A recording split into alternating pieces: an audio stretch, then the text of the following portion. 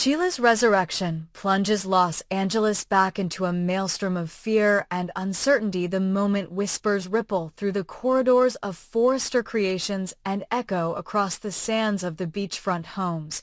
Sheila Carter, long presumed dead after Steffi Forrester's desperate act of self-defense, is alive, lurking in the shadows, her malevolent eyes fixed on a chilling new obsession. No longer content to lurk on the periphery of the Spencer Forrester saga, Sheila has devised a plan so diabolical that it threatens to shatter every fragile alliance and tear apart the very heart of the families she haunts.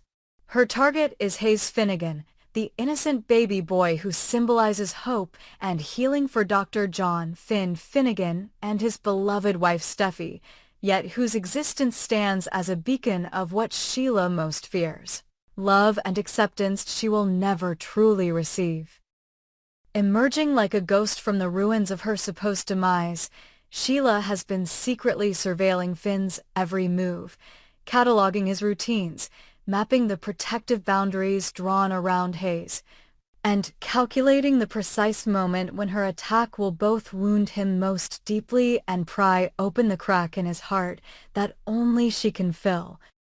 Lured by the promise of belonging and desperate to cement her place in the tangled web of family ties that has long eluded her, young Luna Nozawa becomes the unwitting pawn in Sheila's ruthless scheme. Haunted by her own longing for acceptance, first denied by her birth mother, then overshadowed by Poppy's overprotective love, Luna finds herself at a crossroads when Sheila appears as a savior figure, offering reassurance, understanding, and the validation she's craved. Sheila's silver tongue spins stories of solidarity. She paints herself as a woman scorned by those she trusted, a mother who knows the pang of separation, a friend who feels every cut of rejection. With subtle manipulation, cut and thrust of emotional persuasion honed by years of deceit, Sheila convinces Luna that the only way to prove her loyalty to the only person who seems to truly see her is to assist in rescuing Hayes from the indifferent machinations of Steffi's world.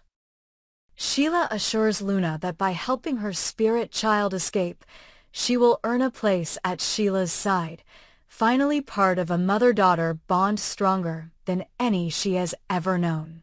Vulnerable, yearning to demonstrate her worth, and blinded by the promise of inclusion, Luna succumbs to Sheila's seduction, agreeing to guide her through the labyrinth of family safeguards into Finn's inner sanctum, a betrayal born not of malice but of desperate hope. As the sun sets over the Pacific, turning the city golden before the encroaching night, Sheila and Luna move in concert like shadows across a chessboard, slipping past security cameras, bypassing digital locks, and dodging the patrols of Steffi's private guards. The air crackles with tension as each step brings them closer to the cradle where Hayes sleeps, unaware of the storm coalescing around him. In the Forrester Beach house, Finn pores over his medical charts, unaware that the very child whose heartbeat he monitors will soon be wrenched from his arms. Only at the last moment, when Luna's trembling hand reaches for the doorknob, does the enormity of her betrayal seize her conscience. Tears spring to her eyes, but Sheila's cold command steels her resolve. "We have come too far to turn back now," Sheila hisses, a serpent coiled beneath the surface, her eyes flashing with triumph. With one swift motion, she seizes Hayes from his crib, silencing his cries with a piece of cloth, all while Luna stands frozen, her own tears betraying the torrent of guilt and fear raging within her.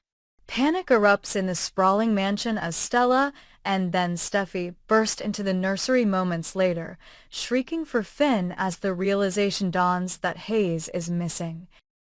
Alarms ring out, the emergency protocols kick in, and every ally of the Finnegans and Forrester scrambles to mount a citywide search. Rich Forrester and Brooke Logan, whose recent rivalries over love and loyalty have sharpened their instincts, join forces in a frantic pursuit, combining their resources to scour every alley and abandoned warehouse in Los Angeles. Liam Spencer, fresh off his own family turmoil, springs into action alongside Katie Logan and Thomas Forrester, pooling their knowledge of Sheila's past hideouts. Even Bill Spencer cannot resist the pull of this new catastrophe, covertly funneling information to the search teams as he seeks to undermine Finn's stability for his own gain. The media descends on the unfolding crisis with ravenous zeal, tabloid headlines screaming that Sheila Carter has returned from the grave to terrorize her enemies once more, and that Baby Hayes has become the prize in a twisted game only Sheila can win. Meanwhile, high above the city lights, in a dilapidated loft filled with shadows and memories of past monstrosities, Sheila unwraps Hayes from her cloak, cradling him like a vengeful mother yearning for reconciliation. Luna, her face etched with remorse, watches from the doorway, torn between the respect she once felt for Sheila's bold defiance of rejection and the sobering truth that this rebirth of Sheila is nothing more than a descent into madness. "He is ours," Sheila whispers to the sleeping child, rocking him with a cadence that mimics lullabies she never had the chance to sing. "If Finn will not love me, then I will raise this angel in my image, and the world will tremble before the new power of Carter Finnegan." She believes that by binding herself to Hayes, she will force Finn to come crawling back, to recognize her as the mother he owes his son, and to complete the sinister circle of obsession that has defined her life. But in Luna's mind, the weight of her complicity crushes her spirit. The child's innocent face, illuminated by a single beam of moonlight through the cracked window, becomes a mirror reflecting every terrible consequence of her actions. Back at the Forrester estate, Finn refuses to accept defeat. Driven by love and an unyielding sense of duty, he marshals resources from both the medical and law enforcement communities, spearheading a desperate rescue mission. Tagging along with him is Poppy, whose knowledge of Sheila's tactics and hideouts. Once a closely guarded secret now becomes invaluable. Poppy's guilt over Luna's involvement sharpens her determination to put an end to Sheila's reign of terror once and for all. She confesses to Finn the full extent of Sheila's psychological hold on Luna, and together they confront the painful truth that the only way to save Hayes may be to turn Luna's betrayal into an act of redemption. As the clock ticks toward dawn, Finn and Poppy trace digital breadcrumbs to the abandoned loft, preparing to storm in with SWAT teams on standby. At the climax of this nightmarish saga, Finn, flanked by Ridge, Liam, and Katie, breaches the loft in a blur of desperate shouts and flashing lights. Sheila, rocking Hayes in her arms, spins to face them, her expression a twisted blend of triumph and defiance. "You took everything from me," she snarls, pressing the baby protectively against her chest. "Now I will take everything from you." Luna stands behind Sheila, tears streaming down her cheeks as she tries to intervene, crying out, "Stop this, please. He's just a baby." For a heartbeat, time hangs suspended, the rifle sights of the SWAT team poised on Sheila's back, the collective breath of every Forrester Logan Spencer soul held in anxious stillness. Then Finn steps forward, his voice steady and filled with both compassion and resolve. "Let him go, Sheila. I will face whatever consequences are necessary. But this child doesn't deserve to live in your shadow. He deserves his mother, his family, and the life we've built together." As the storm of emotions and loyalties crashes around them, Sheila's grip trembles, her eyes flickering with the first hint of doubt she has known in decades. In the aftermath of Sheila's resurrection, Los Angeles will never look at daytime drama the same way again. The abduction of baby Hayes, the betrayal of Luna, and the return of the devil Sheila Carter will leave scars that cut deep into the hearts of every family involved. Friendships will fracture, alliances will be tested, and the line between love and obsession will blur beyond recognition. Yet through the darkness will shine the unbreakable bonds of those who stand for hope, redemption, and the fierce, protective love of a family. As sunrise breaks over the city, its golden rays will reveal a cradle emptied of its terror, a mother's arms reunited with her child, and a community more vigilant than ever against the shadows that lurk just beyond the light. And though Sheila may once again slip away into the night, her resurrection will remind everyone that true evil never truly dies. It simply waits for the moment to rise again. In the suffocating aftermath of baby Hayes' abduction, the once unthinkable specter of Sheila Carter's vengeance rose again, this time in a heartless bargain forged in the shadows. Sheila sat alone in the van's cramped back seat, Hayes fastened against her chest with a threadbare blanket, as Poppy Nozawa, her face pallid with fear and fury, knelt at the open door, clutching her phone like a lifeline. Sheila's voice, cold as a scalpel, cut through the silent tension. "Deliver Luna to me by midnight, or watch this child, innocent, breathless, entrusted to Finn's protective arms, become the second victim of my wrath." Poppy swallowed the scream rising in her throat as memories of Luna's first cry, of the tiny fingers she had held in her own, blazed like embers in her chest. On one side lay maternal love and the fierce bond she had forged with Luna Nozawa, the daughter she had raised through whispered lullabies and bedtime stories. On the other lay an unbreakable debt to Steffi Forrester, whose single bullet had saved Poppy's life when Sheila's rage first exploded, whose hands had guided Poppy from the brink of despair, who had offered sanctuary when the world had turned its back. Now, that debt demanded a cruel, impossible choice: betray the child she adored or condemn baby Hayes to a fate worse than death. Poppy's knees trembled as she dashed out a shaky text to Steffi, "Help me, I've done something terrible." Her thumb hovering over the send button until the weight of Sheila's command forced her fingers to move. The seconds stretched into an eternity as she waited for a response, the city's neon lights blurring into motionless streaks beyond the van's windows. Inside, Sheila rocked Hayes back and forth, murmuring lullabies she once sang to her own lost children, weaving promises of a twisted kind of love that only a mother scorned could utter. "Do this for me, Poppy," she whispered, her breath reeking of fury and perfume, "or I will teach this Finnegan brat what true despair means. And then we'll see if Finn still calls you hero or turns you into a corpse next." The threat hung in the air like a guillotine blade, and Poppy felt her soul fracture under its weight.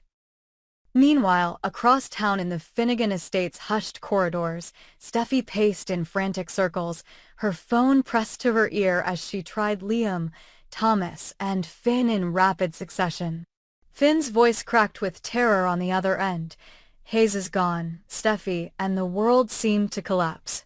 They had managed to rescue Hayes from Sheila once before, but that victory had come at a terrible cost. The blood on Steffi's hands, the secret she bore alone, and the promise that Sheila would return for retribution. Now that promise had come due, and the price of Sheila's return was a child's life and the betrayal of the woman who had fought so hard to protect Poppy. Every instinct screamed for violence, for vengeance, but Steffi knew that rash action would only play into Sheila's hands. She summoned Ridge and Brooke, locked them in the library, and laid out the grim reality. "Sheila has Hayes, she's threatening Poppy to deliver Luna, and if we make one wrong move, we lose both children." The trio exchanged a look of horror as the stakes crystallized. This was no longer a game of wills. It was a countdown to catastrophe. As the clock crept toward midnight, Poppy navigated the winding backroads to the agreed-upon drop zone, a deserted warehouse at the edge of the docks where the city's forgotten freight trains roared by like restless ghosts. Her heart hammered as she exited her car and spotted Luna standing alone beneath a flickering street lamp, her pale hair glowing in the gloom, her eyes wide with confusion and dread. Luna had come willingly, trembling, lured by Poppy's promise that this was the only way to save Hayes, that Poppy would never forgive herself if the baby suffered because she had refused. In that moment, mother and daughter exchanged a look that transcended words. Luna's tears mirrored Poppy's agony, and Poppy's forced calm masked a storm of guilt. She reached for Luna's hand, hesitated, then guided her toward the warehouse. Brooke's text flashed on Poppy's phone. "Did you get it?" And Poppy's chest constricted. She typed back, "On my way." The message felt like a confession in blood. Inside the cavernous warehouse, the stale air reeked of oil and decay, and Sheila emerged from the shadows, Hayes cradled in one arm, a menacing smile twisting her lips. Luna froze, the months of trust she had placed in Poppy crumbling into shards of betrayal as Sheila beckoned her forward. "See what you've done, sweetheart?" Sheila crooned, her tone equal parts triumphant and tender. "You've saved this little prince's life and handed me my queen." Luna's legs shook as she stepped closer, and Poppy squeezed her shoulder, murmuring that this was the only way, that Steffi would come for them, that Hayes would be safe. Sheila twisted Poppy's words into a weapon. "You promised me your loyalty, Poppy, and now you'll prove it. Give me Luna and take your little hero back, untouched by betrayal." Poppy's vision blurred with tears as she watched the scene unfold, the child whose life she was about to salvage, and the child whose innocence was being bartered like contraband. With a trembling voice, she whispered, "Here she is," and gently released Luna's hand. At Sheila's command, Poppy moved toward the cage where Hayes lay bundled on a makeshift mattress, his tiny fists curled in sleep. Steffi's whispered orders crackled over the police scanner in Poppy's pocket, a covert channel she had planted before leaving, but the lines of loyalty seemed to blur in the haze of ethics and fear. Poppy's mind raced. Deliver Luna, save Hayes, but what became of Luna when Sheila's demands later turned to cruelty? The memory of the first time Sheila held Luna captive, the terror in Luna's eyes, flashed before her. Poppy's maternal instincts screamed for defiance, but inside the warehouse, Sheila held a gun trained on Hayes. One false step, one moment of hesitation, and the shot would ring out. Poppy closed her eyes, felt Luna's slender hand slip into hers, and made her choice. With a sudden roar, Poppy seized the scanner and keyed the emergency alarm, triggering a shrill siren that echoed off the steel beams and rattled the crates stacked to the rafters. Sheila's head snapped up, fury undimmed, but surprise flickering in her eyes. "You traitorous little," she snarled, but before she could raise her weapon, Luna yanked the baby from Sheila's grip and bolted toward the exit, Poppy close behind her. The frantic dash through the maze of shipping containers felt like a dream of desperation, Poppy shouting Luna's name, Luna holding Hayes against her shoulder, and distant sirens, a promise of deliverance, growing louder with every heartbeat. Sheila's footsteps thundered behind them, a predator on the hunt, but the sight of flashing lights beyond the chain-link fence lent Poppy the strength to run faster than fear. Bursting into the night air, Poppy and Luna collided with Steffi and Ridge, who fought off two uniformed officers who had held them back, their faces etched with relief and accusation. Steffi snatched Hayes from Luna's arms, her eyes blazing with fierce gratitude and question. "Poppy, why?" Poppy fell to her knees, the weight of her betrayal crushing her. She dared not meet Steffi's gaze. Ridge scooped Luna into his arms, stroking her hair as tears slid down his cheeks. Brooke arrived moments later, her expression a tapestry of anger and compassion, and scooped Poppy to her feet. The Finnegan estate's sprawling driveway became a sanctuary of clamor and tears as Hayes was reunited with Finn, who enveloped his son with a sob that shook the night. But even as baby Hayes nestled against his father's shoulder, safe at last, the undercurrent of betrayal pulsed through the crowd. Luna clung to Ridge's lapel, trembling, and Poppy stood apart, her shoulders hunched, haunted by the choices she had made. In the fallout that followed, the Finnegan-Forrester-Logan alliance splintered under the weight of Poppy's actions. Steffi, torn between gratitude for Hayes's return and fury over Poppy's surrender of Luna, delivered a quiet ultimatum. Poppy would never betray them again, or she would pay a price as steep as the debt she claimed. Brooke's sorrow for Luna mingled with indignation. How could Poppy risk the safety of one child to protect another? Finn, his arms still cradling Hayes, refused to chastise Poppy outright. He understood the impossible position she had faced, yet he could not ignore the betrayal etched into Luna's wide, hurt eyes. Luna herself retreated into silence, her trust shattered, her place in the Forrester creative family thrown into doubt. And Sheila, her plans thwarted at the last moment, vanished once more into the city's hidden underbelly, her parting promise a whispered curse. This isn't over, Poppy. The next mistake will cost a life you love. Thus the Finnegan household, once a fortress of hope and healing, now reeled in the tempest of treachery where every alliance felt tenuous and every ally a potential enemy. The mothers Steffi, Poppy, Brooke found themselves circling one another in wary solidarity, bound by the shared horror of what they had endured and the dread of what might come next. Ridge and Finn, blood brothers forged in crisis, plotted new safeguards, vowing that no evil, however cunning, could ever again breach the walls of their families.